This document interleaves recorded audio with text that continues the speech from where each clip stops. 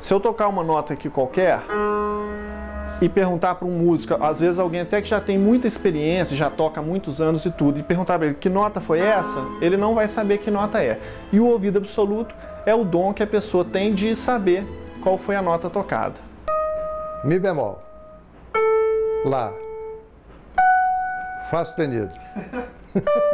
E minha mãe tocava piano e no final da tarde ela sempre sentava no piano e começava a estudar as músicas e os métodos dela.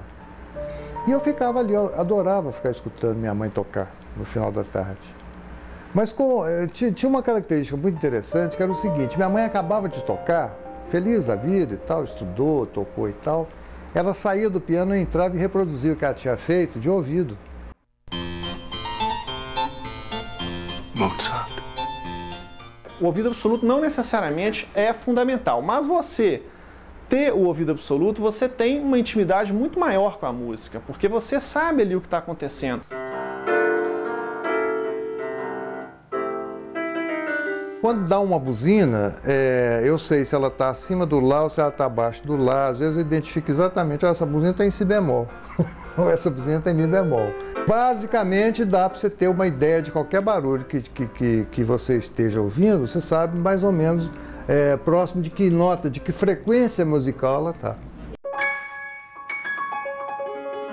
Tom Jobim, uma vez, numa entrevista, ele estava falando sobre a convivência dele com o Villa-Lobos, o Villa-Lobos tinha ouvido absoluto. Então, que ele perguntou ao Villa-Lobos o seguinte: maestro, como é que o senhor consegue escrever música nessa casa movimentada, com barulho de criança, com não sei o que e tal? Ele falou: meu filho, isso é o ouvido interno, que é exatamente o ouvido absoluto.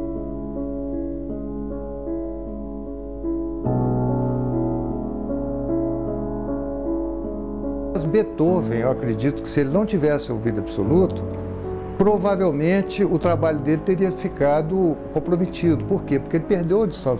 Na medida em que ele foi ficando realmente surdo, ele só tinha um ouvido interno.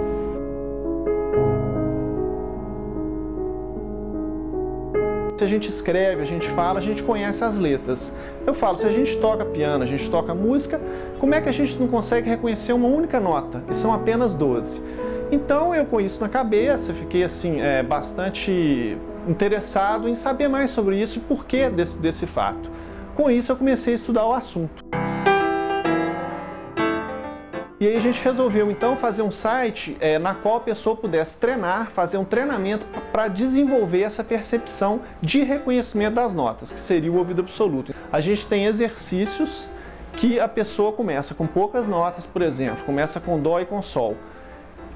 O programa sorteia uma nota, a pessoa vai dizer qual nota foi sorteada e a partir daí vai aumentando o número de notas e o nível de dificuldade.